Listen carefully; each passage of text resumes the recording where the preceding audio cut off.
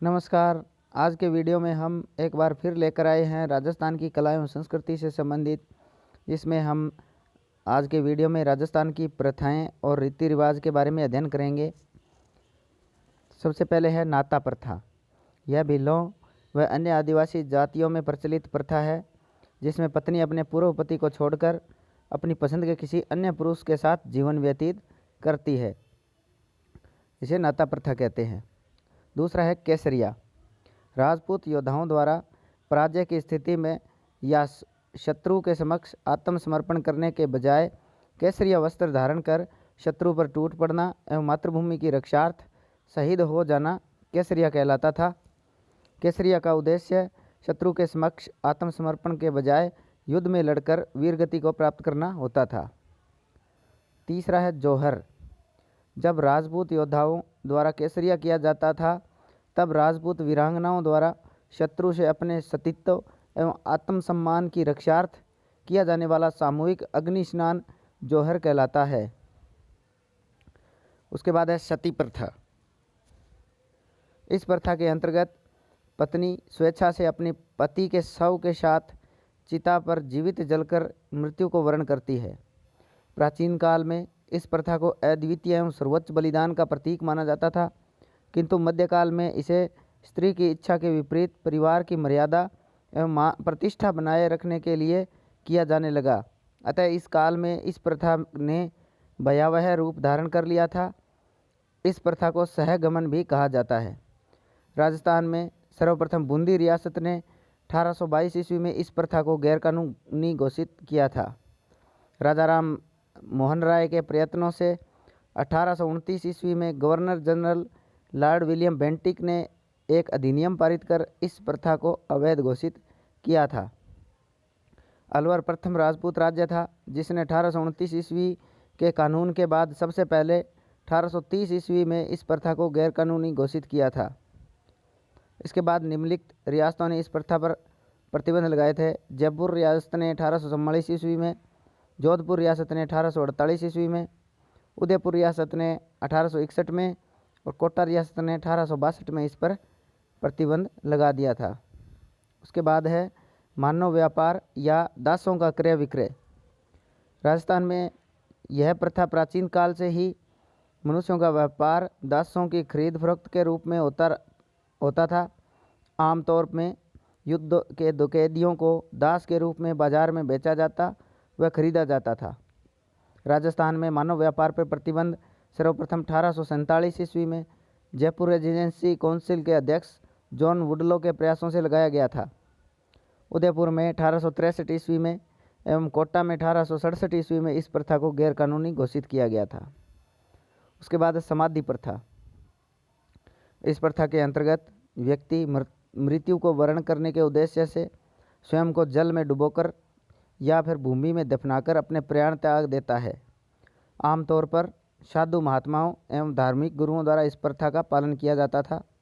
राजस्थान में सर्वप्रथम जयपुर रियासत द्वारा 1844 ईस्वी में इस प्रथा को गैरकानूनी घोषित किया गया था। यह कार्य जयपुर रीजेंसी काउंसिल के अध्यक्ष जॉन वुडलो के द्वारा किया गया था।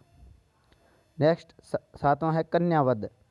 मध्यकाल में राजस्थान में विशेषतः राजपूतों में प्रचलित इस प्रथा में कन्या के जन्म लेते ही उसे मार दिया जाता था।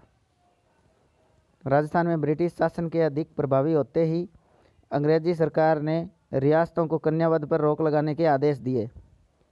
कैप्टन हॉल ने केंद्र शासित क्षेत्र मेरवाड़ा की मेयर पंचायत में इस प्रथा पर प्रतिबंध लगवाया था। राजस्थान में सर्वप्रथम हाड़ौती के पॉलिटिकल एजेंट विल्किंसन के प्रयासों से कोटा रियासत ने 1834 ईस्वी में इस प्रथा को सबसे पहले गैरकानूनी घोषित किया था एवं उस काल में वहाँ के महाराव उमेद सिंह कोटा के शासक थे। नेक्स्ट है डाकन प्रथा।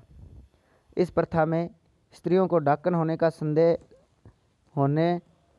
में शारीरिक एवं मानसिक यातनाएं व निर्मम अत्याचार किए जाते थे।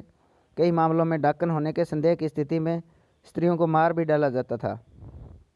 राजस्थान में कई जातियों विशेषकर मीणा एवं भील जातियों में यह प्रथा अधिक प्रचलित थी। राजस्थान में सर्वप्रथम महाराणा स्वरूप सिंह ने ब्रिटिश सरकार की सलाह पर 1853 ईस्वी में उदयपुर में इस प्रथा को गैरकानूनी घोषित किया था।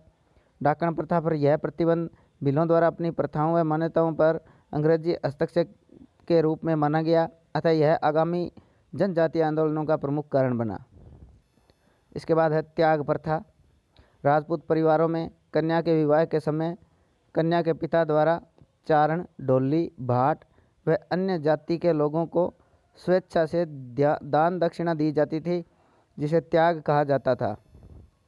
कालांतर में भाट, चारण आदि द्वारा हठपूर्वक मुंह मांगी दान दक्षिणा की मांग की जाने लगी, जिसके फलस्वरूप वह वधू पक्ष के लिए अतिरिक्त बोझ बन गया।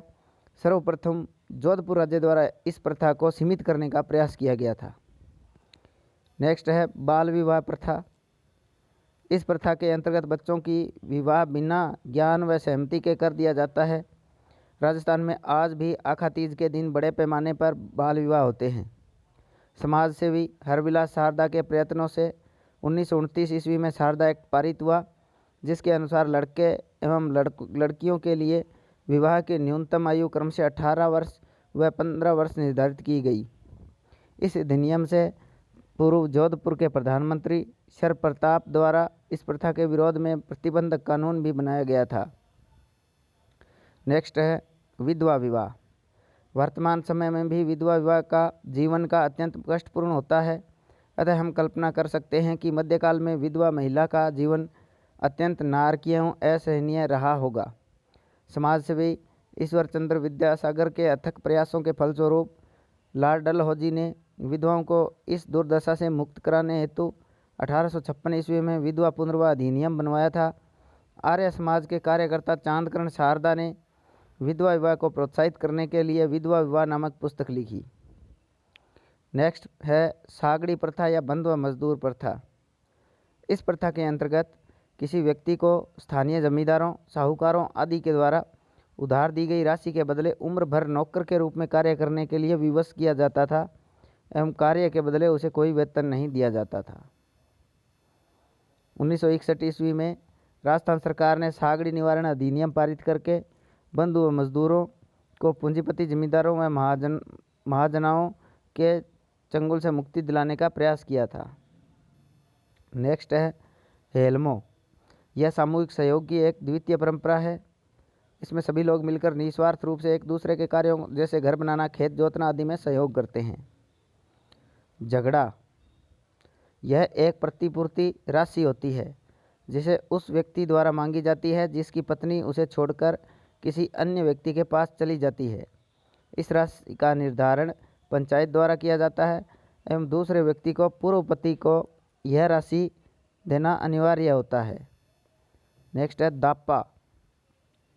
यह प्रथा कई आदिवासी जनजातियों में प्रचलित है, जिसमें वर पक्ष की शादी के लिए वधू पक्ष के पिता को कुछ राशि का भुगतान करना होता है।